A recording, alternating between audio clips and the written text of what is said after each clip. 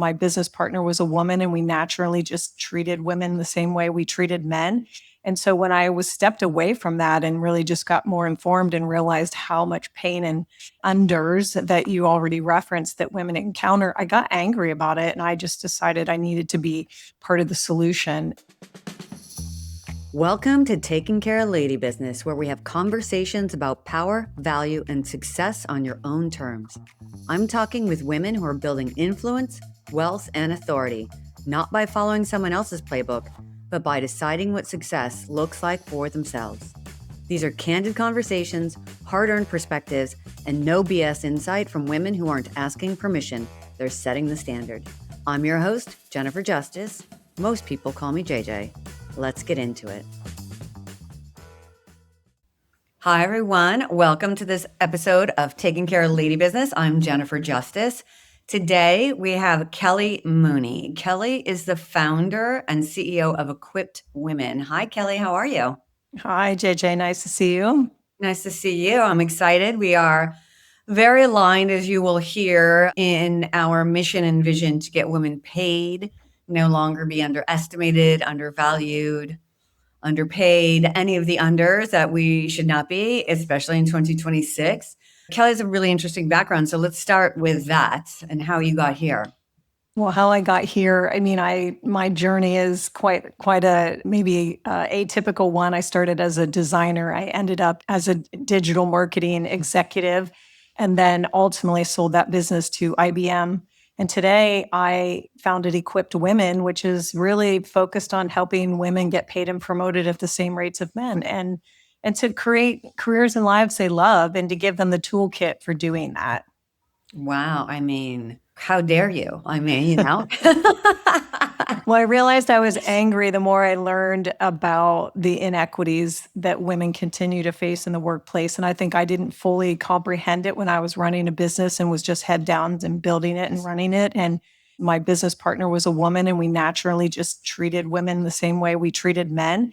And so when I was stepped away from that and really just got more informed and realized how much pain and unders that you already referenced that women encounter, I got angry about it. And I just decided I needed to be part of the solution. And that's what got me on this journey about 6 years ago.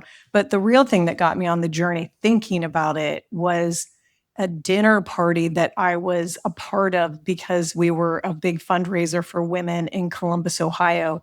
And we had brought Gloria Steinem into town to really motivate everybody. And because I was part of the organizing committee, I got to have dinner with her. And she just looked at all the women around the room and she just said, "Why aren't you doing more? Why aren't you doing more for women?" And it was like a gut punch. And I took that very seriously because it was like, well, what am I doing? I need to do more. And so that really was about 10 years ago that put me on the trajectory that I am on now. Wow. I mean, I love that story. Getting shamed by Gloria Steinem. Yeah, thankfully we have a lot of opportunities, not a lot, but opportunities here living in New York City. And I've been to her house and I've been to her birthday party, and she's so iconic and she does motivate you. But what you said earlier, it's so shocking. I have a newsletter called Taking Care of Lady Business, a companion piece. And one of the things that I said yesterday is you cannot say you support women and have an all male team. And a lot of entertainers have that. They're like, yes, and they write all these songs about women, and then their entire team, from their manager to their agent to everything, is like, to their financial person, is a man. And I'm like, that is not supporting women. But the thing is, I think they don't also realize it. Like you were saying, when you go along in your career and you're like, oh, I'm just doing it, why can't they do it? And then all of a sudden, wait, everybody has a different story. Everybody has a different background, and everybody has something else holding them back. And one of the great things that happened in Me Too is that everybody got to tell their story. And they're like, oh, this is happening to a lot of us. And I love, though, that when you're really pushing them to think about their leadership team, I think we also need to think about who do we give our business to. And so when I look at my physicians, female physicians, when I look at who helps me with my investments, it's a female. And I look at the whole collection of people that I go to really support me and our family throughout our life, it's been women. And so I also just try to put my money where my mouth is and not just practice that in one aspect of my life. Yeah. I have a very funny story. When my kids were like 4, they have twins, boy-girl twins. They were definitely 4 or 5, max 5. They give each other like sicknesses, right? And they both got like a stomach flu. And we went to the doctor. And because it was like a sick visit, we didn't see our normal doctor. So they're in there and they're so sick. And the doctor comes in, he's asking all these questions and no. And they both were kind of like staring at him like he had three heads. And I was like, what is going on? And so when he walked out, they both looked at me and they go, Mommy, boys can be doctors. And I was like, my nanny was with me because I'm a single mom by choice. I needed her too. And I was like, oh my God. But that is just like, it matters so much. It is really interesting what's role modeled, because we had a moment that was similar but completely different from that when I think my daughter must have been 8 or 10. And she came home from school one day, and my husband always had, a career, but he's done all the cooking. And I pride myself, quite honestly, on not doing that. And she came home one day from school and she said, "Can you believe it? So-and-so's mom cooks all the food. Isn't that so weird?" And so I was like, oh my gosh, it's hilarious of what people get exposed to in their worldview. And so we wanted to normalize that roles weren't so gendered, that things could be confusing, and that I could work in the yard and he could work in the kitchen and vice versa. And it didn't really have to be so gendered all the time, because that's how I grew up. I mean, there were 9 kids in our family, and the boys primarily did boy things and the girls did laundry and sewing and dishes. And so I think deep down in my psyche, I just wanted to sort of get rid of that overly gendered way of thinking about roles. Because it matters, obviously. We just gave 2 examples where it completely matters. And I'm saying grow up, that way. So let's go back a little bit to your beginning and starting this experiential digital agency. Because I think anybody listening too is like, wait a minute, you sold a digital agency to IBM? Like, you guys started this, how long was it around? Why IBM? Yeah, well, I joined the company that was already formed by another woman, and she formed it in the early 80s and was primarily doing communications with tech companies, and Apple was one of her big clients. And fast forward into the 90s, and I really had this instinct, you'll laugh at this, but it was in the 94, I had this instinct after Amazon had launched that buying things online was going to be significant. And I had been designing stores, and I was like, wow, you could buy books online. What if you could buy everything online? And so I joined forces with her. And basically, she said, hey, this internet thing, go figure it out. And so I ended up focusing on the internet thing. And it turned out to become the primary service offering of the company. And that really grew and grew. And ultimately, I became the president, co-owner, and then future CEO of the business. And then together we decided this was a business we wanted to live on into perpetuity, but we didn't want to hand it down to our kids. And so we hired an investment banker from New York and went through a big process, and then ultimately decided that IBM was the best place for this business to land for a whole host of reasons: the history, the commitment to innovation. They were looking for creative services. They loved that we were female founded and owned and operated. It was a very highly, thought through process, but that's what we ended up deciding to do. And that was in 2016, you said? 2016, yeah. And so you sold to IBM. How many people were you at that point? We were about 400 people, and we had 5 offices. Really big, yeah. And did you ever raise money, or was it self-funded? It was all self-funded. And then in 2011, we ended up selling a minority share of the business to a private equity firm. And that allowed my business partner, who founded the business and really had all of her net worth tied up into the business, it allowed her to take a little off the table, and also for us to invest in then acquiring businesses and other things. And so we had a minority partner then, but not for the first, 30 plus years of the business. So I love this, because it's one of the things that we talk about a lot too. And, I have a law firm and we advise clients on acquiring businesses. It's like adding them instead of look, as female owned businesses, compete. And then we can collaborate, buy somebody, merge. There's different vehicles in which you can do that. How were you guys figuring out that? Who was helping you with those analyses? It was a multi-year process, to be honest with you. I want to think almost 10 years, because We were this gem of a company based headquartered in Columbus, Ohio, doing amazing work for huge clients, Hewlett-Packard, Procter& Gamble, Victoria's Secret. And we were one of the few that were female owned and operated. So we had a lot of calls. And my business partner who founded it, she said, you know what?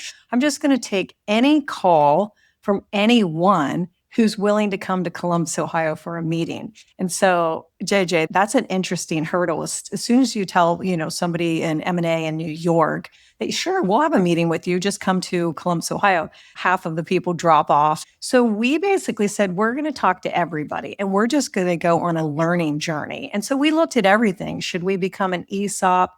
Should we, be acquired by a media company? Should we stay independent indefinitely? Should we take money and try to grow really, really fast? So we actually looked at all the options and we met with financial people. We met with people who'd been in our shoes before.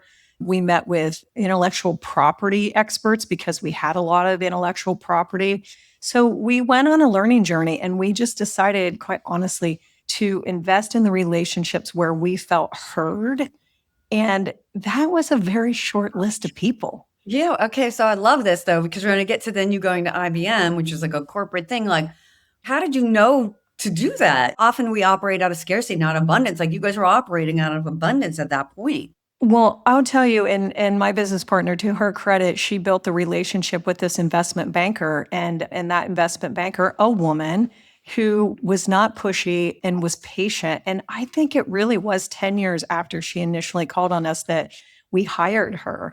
And we hired her because we trusted her. She was a baller. She was respected. She created a whole process that was really ended up in a bidding war. So she created all these rules for how we were going to engage, and she prepped us. She trained us how to show up. She helped us create, the book that made us, look amazing to potential suitors. And the funny thing is that when she said she lined up all these meetings and she lined up that we were going to do fireside chats to kind of test the waters before we shared our full book with anybody. And so the first fireside chat she set up was with IBM, and my business partner and I just kind of rolled our eyes at each other like, okay, we're not going to go like do business with these dudes. It was just kind of a joke. Like, well, of course, just practice. This is a great one to practice, like low risk, get comfortable doing these kind of meetings. And we came out of that meeting and we looked at each other in the hallway. We're like, wow, that went really well. We like these people. And so we never in a million years expected that outcome. And so I think one of the messages is like, don't predetermine what you think your outcome is going to be, because it's not going to be what you think it is. And so every meeting we had, and there were many, they just kept showing up professional, curious, leaning into generosity in the deal, not trying to take things away. Like sometimes you get into deals and there's all this like messy fine print and you realize they're kind of screwing you on something you didn't really see or notice before. And so none of that happened. And so I think they were just super high quality people. We connected and we appreciated how they viewed our business. And so anyway, that was the way we ended up with them. It was not at all expected. Yeah. Well, first of all, we need to give a little shout out. Who is this super woman investment banker?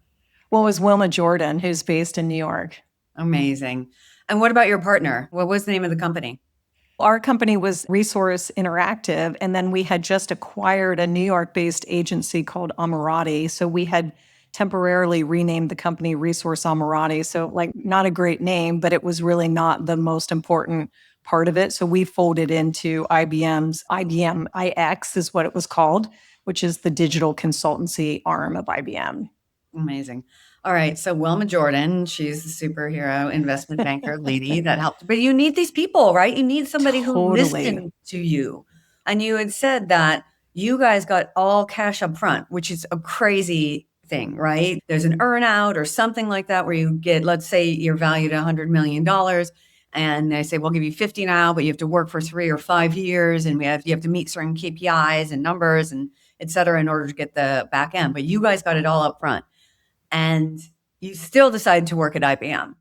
It's interesting because I wanted to understand what it was like to be in a global organization, what it was like to be an executive in a big organization and how to navigate that. And it turned out to be a great learning experience, and it helped me get onto public company boards. And so I'm really glad that I did it. But at the same time, it really wasn't the environment for me to thrive. It was a very dramatic change after running the show for so many years and controlling your destiny and making a lot of the decisions. You have very little decision authority in a huge company. And so that was a big shift that I didn't really enjoy that much. But also the other thing I would say about the deal we made, and this is why you have great advisors. Yes, we didn't have an earnout. And we also negotiated a hugely generous, what we called stay bonuses to the team. So for 2 years, the entire company got a bonus at every 6 months and for 2 years. And that to just keep them excited about being a part of the organization. That's not necessarily typical. And we also had been super generous in the way we had phantom shares in the business. And so about a third of what we earned from that deal was distributed across the organization. And we had a whole system for doing it equitably. And I had some friends that were men in the same industry. They gave 5 or 10% to their associates, and we gave 30. I know. See, this is it. It's like put money in the hands of women and see what we'll do with it, right? I was like, if you and I were getting on our private planes because, we had all this money to do it. I mean, you probably do, I do not. But, I seriously doubt it would be going to a private island to have sex with underage boys. You know what I mean? It's I don't have a private plane, I can assure you. but it's like helping the other people contribute and paying them as well, which is it's like you just don't see that. It's funny. I was on a walk with a friend of mine who's another entrepreneur here. She said to me the other day, she goes, Kelly, you're one of the few people I know that wakes up every day and thinks, how can I help other women? That's like literally what I think about every single day. And she's like, that's not typical or common. And I was like, well, I don't know, maybe so. And so we were having this back and forth, but I realized like, oh, wow, that is like a very deep wiring. It motivates me. And could I be playing like pickleball and, mahjong and all those things and just like calling it a day and saying that was a great career? Yeah, I could do that. But it feels like unfinished business when there's so many people who are struggling. You worked really hard for these opportunities to then just like take it and be like, oh, I'm just going to act like a bunch of dudes. Did you say to your friend, why aren't you doing more? Well, the truth is she is doing a lot. And so I think that's why we're really good friends. Yeah. Pulling a Gloria Steinem on her. Okay. So let's talk a little bit more about IBM. Like, why didn't that work? Why was that something that just did not feel right? I can't remember the exact terms that you used, but.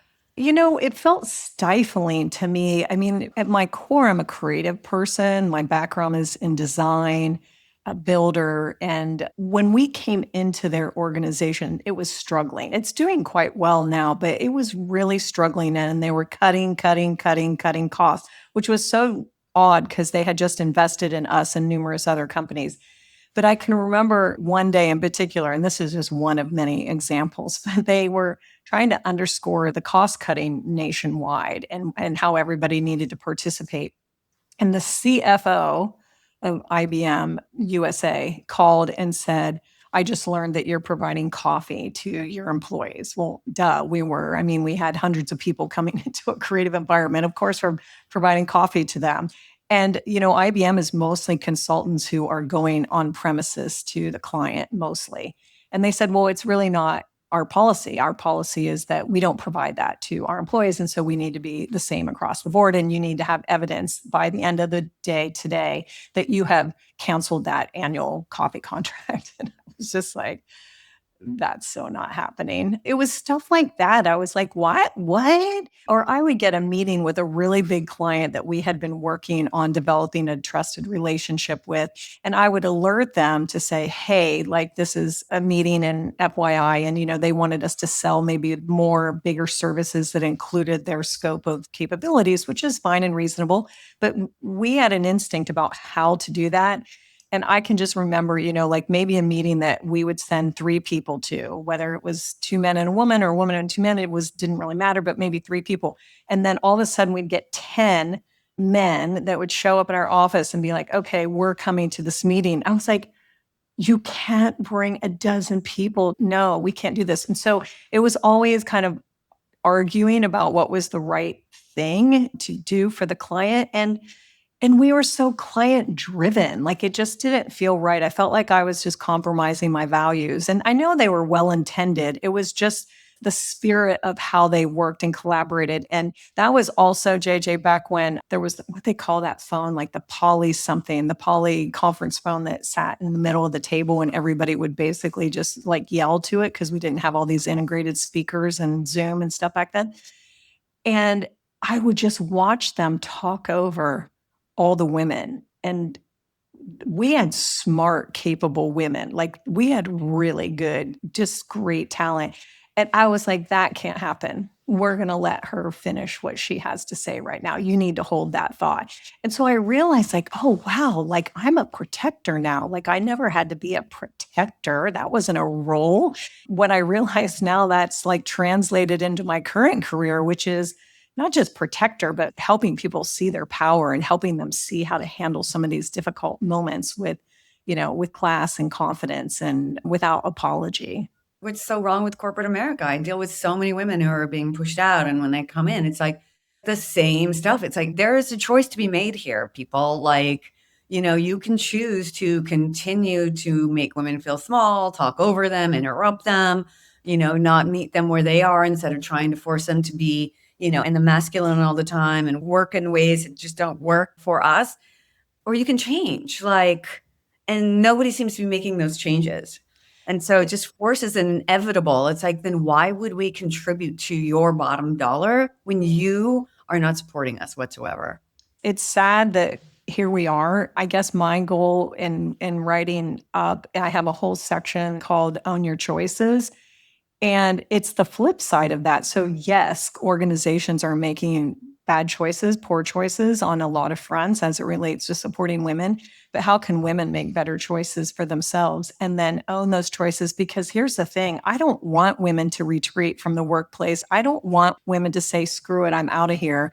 Yes, women starting their own businesses is a good thing. But in general, we need women in corporate America. We need them rising into positions of influence and impact and power so that they then can change the rules that make work more workable for everybody. Like that's really my goal, is to help women successfully navigate and ultimately find fulfillment in the workplace, but by having more skills to navigate with more confidence. Talk a little bit more about your book, Up, and then what Equipped does actually for women. Yeah. So Up is really a playbook for helping women create the career and life they want. I emphasize and career and life because there's a lot of leadership books that help women maybe, in the executive levels. And there's a lot of self-help life books. I say we because I wrote this with my sister, Katie, who is also a former attorney, interestingly enough. And we decided that we really wanted to focus on women who are essentially either in the middle or sort of the entry levels of an organization that either feel stuck or overlooked or don't know where to go next. Maybe they're in a male dominated culture and so on. So we wanted to give them a playbook for navigating the unwritten rules of the workplace and also getting the tools to create the life and career they want. So that's really what Up is designed to do. Funny enough, we thought when we started that it was going to be mostly for women in their 20s and 30s, but women who are reading it are in their 50s and saying, oh my God, this was exactly the unlock I needed. So we realize like it has no age, has no relevance to this. It's really, you can feel lost or stuck or looking for something different at any stage. So that's kind of Up. And then Up was really an outgrowth of Equipped Women. And Equipped Women has really been about helping entry and mid-level women navigate the workplace with more confidence. And so we created what we called an 8-week self-leadership program. And we've taken it inside organizations who are investing in their leadership pipeline. So they realize, like most organizations, most people might not really realize this, that in dollars that they invest in the talent is typically in the middle and above. And the dollars that they invest sort of in the middle to below is very quite small. And so we ended up wanting to develop those people because I think they're mostly invisible talent. They're people who have so much to offer, but the organizations don't see it yet. And so we're helping it with self-leadership, with helping people see themselves more clearly, what their values are, how to cultivate a growth mindset, how to navigate money conversations, how to seek feedback, how to create a vision for yourself, how to take ownership of your career, all those things that help somebody really have more agency inside an organization. So your company works with the companies, you're like a B2B, and then helping the, like you said, the more the invisible, like kind of crew Yes. that they're probably going like eat or, kill or be killed, right? You know what I mean? Yeah, a little bit. I mean, and it's been an interesting time too with the new administration sort of, striking down DE&I and all the things related to that. So we have seen companies sort of slow down a little bit or shift the vocabulary. So the vocabulary shifted to inclusion and belonging. But at the end of the day, I actually think most leaders know they need a diverse leadership pipeline. And I mean diverse, broadly defined. And the smart companies are investing in that. And that's what we've seen play out. And then we also have for organizations who don't want to, work with us, we have free tools that we offer women directly. So I created a course. I know you care a lot about money, so do I. So I created a course called Compensation Confidence, helping women understand money and really how to negotiate their compensation, and other free tools around budgeting for your lifestyle and other things that we let people just download for free on our website. And then I have a weekly newsletter too that gives out this kind of advice. But really the revenue from the organization comes through companies investing in their talent. So if you were to give some advice for like younger women starting out, and you were talking about an invisible rule book, like what are some of those rules that they need to understand? Yeah, wow, there's so many, and that's what the whole book goes into. But I mean, I think, for example, you get into an organization, let's just take a young person out of college. They're used to a meritocracy. You get a syllabus, you study, you know what it takes to get an A. When you get into the workplace, nobody's giving you the equivalent of a syllabus, but they're expecting that you know how to navigate and get an A. So I think you have to come in and realize it's not a meritocracy, that you need to look at the whole field. Like, who are the players here? Who's really making the decisions?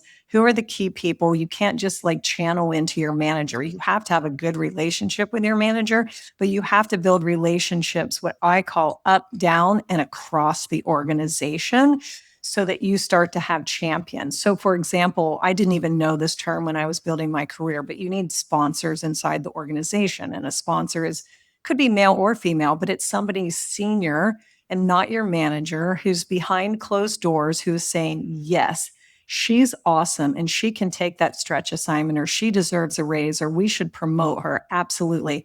And if you look at the McKinsey research, they say that for every sponsor a woman has, it increases her chances of promotion by 10% for each one. So if you have 4 sponsors, your chances of being promoted have been increased by 40%.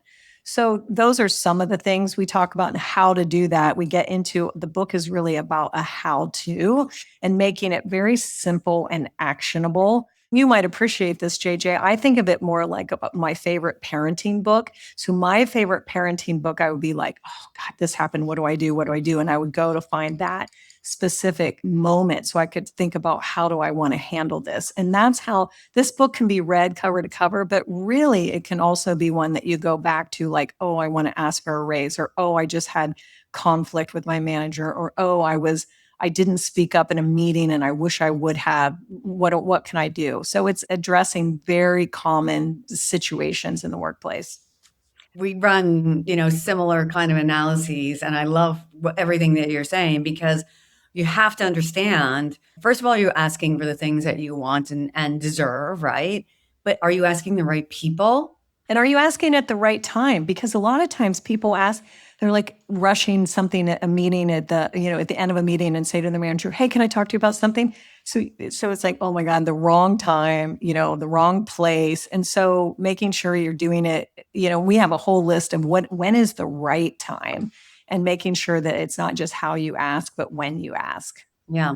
And also not being afraid of the answers. That is the knowledge that you need. So if you keep asking for a raise and like, oh, we just don't have the money, the company doesn't have money, right? Then are you ever really going to succeed at that place? or if you're sitting around and table and it's always men and they're always talking over you and you're always waiting for your right time, you need to ask yourself the question, like, is this the place that I can actually, succeed and grow? And if the answer is no, that's okay. That's just knowledge. That's not a failure on your part. You got a job at a place. Now use it for all the things that it can give you, your connection, your network, whatever it is, experience, while looking for a job, you know? But you have to be real with yourself. I want women to succeed in corporate too. I want to stop having women come to me and say they got fired for having a voice. They got fired for being Black. They got fired for being pregnant. They got fired for just being a woman. Like, I wish that would stop. I continue to get women who are fired for literally overperforming and making men look bad. But we can't do that if we're continuing to stay in positions also where they're not. We have a handful of signature questions in the book that help get clarity and answers. So, for example, if you're asking a manager for a promotion, for example, and I want to put my name in the hat for a bigger job or whatever the ask is, and then just you conclude it with, do I have your support? And it's a really powerful question because there's no really getting around it. There's either the obvious, yes, absolutely, let's talk about the next steps, is the answer you really want. Or if there's a hedging of, well, then the upside to that hedging is, okay, tell me what I need to grow, what skill I need to grow, what thing I need to do to prove and to check all the boxes. But if it's then really like, well, there's not really anything specific, or I'm not really sure, or there's never going to be, you're probably never going to be right for that role. There's a lot of ways they try to answer it. But if you don't get either support with an action plan, or you need this one thing and then work on it, and 3 months later you're aligned and you go, everything else is telling you we don't value you. And so, do I have your support is a massive unlock to knowledge, which is what you're advocating for. That's really key. And then, so is the next step then let's move, let's go, let's find another job?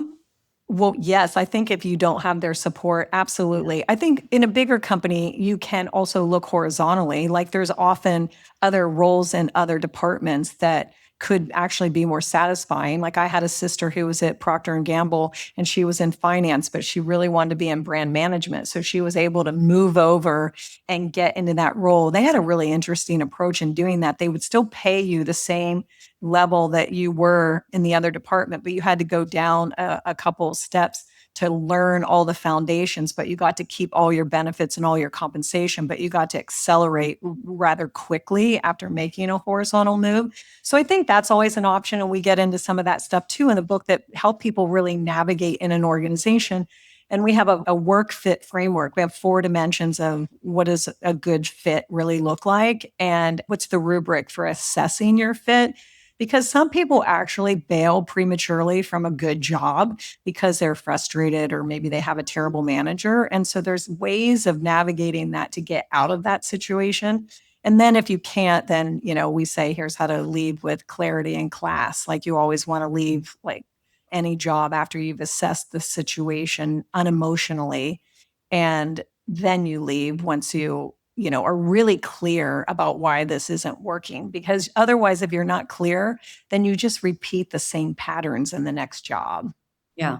What do you say to companies that you work with, like what they're getting wrong? I don't know that I just come out and tell them what they're getting wrong, but I certainly challenge them on some of their approaches. And, here's one that I think is just interesting, that some companies don't want women talking about their salary and talking about their compensation.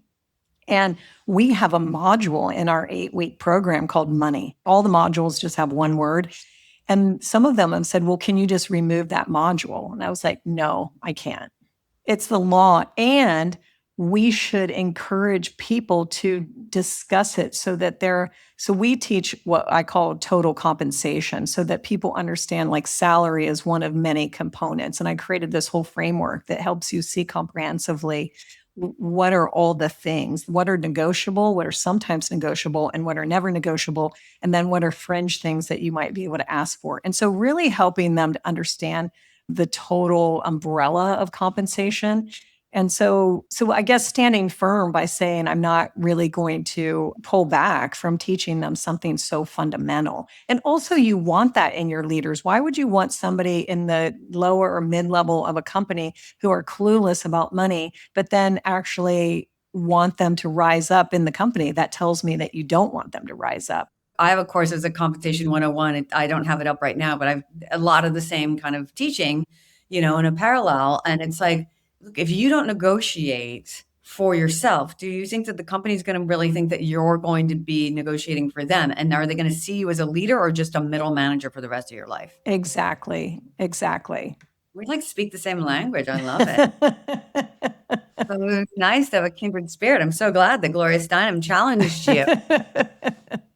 I'll tell you that she's the dedication in the book, and that's the story I tell in the dedication, that this book is really, thanking everybody who came before us, but really it was her that created this journey. Yeah. Yeah. No, back to your original point, it's like we're just told to like put our heads down and work and do the safe thing. And so we're just going and going and going. And only when you put your head up and you go, wait a minute, A, that's horrible advice. There's only one person that benefits from that, and that is the person who's taking all of the credit for your work. And two, look around. Like, we need to pull each other up. We need to hire women. We need to do this together because that's what the men are doing. It's not us versus them. It's like we need to get to a point where we can all work in the system together, understanding our values. But at the same time, it's like until we get there, we need to pull each other up, This book isn't trying to scream at men or any of that. It's actually trying to be inclusive. And somebody said, well, men want to read this. Men could benefit from this. And I'm like, well, great. They can read it. And I would love that they read it, even though it has the word woman on the cover in the subtitle. And I was like, yeah, but man is a subset of woman. So like it's inclusive. Then when I really thought about it, I was like, why is this such a stretch for men to read a book that has the word woman on the cover? Because when I was growing up, I had to read Tom Peters and Jim Collins and John Maxwell, and none of them apologized for all of their military and all of their, sports and all their manly locker room examples. I had to interpret that and apply it to my life. And so I invite men to do the same. And funny enough, yesterday, somebody texted me that her husband, who's approximately 40 years old, was literally reading up on a beach chair on his vacation yesterday because he wants to be part of the conversation. And I was like, yes. Yes. Good. Look what you've done. Congrats. Amazing. Thank you so much for coming on. I always ask one question, though, at the end of this podcast, and that is, what is the worst advice you've ever received? Oh, the worst advice. I have to pick one. Well, it would go way back in my senior year of high school. I was tracking to be the school valedictorian, and I was paging through college books about where I wanted to go to college and what I wanted to study. And one day I finally found it, and I ran into the guidance counselor's office, and I was like, I finally figured it out. I am going to study industrial design at The Ohio State University. And he looked up from his desk and he said, I heard you type 100 words a minute. Why don't you just become a secretary? And I just stopped in my tracks and I was like, is he allowed to say that?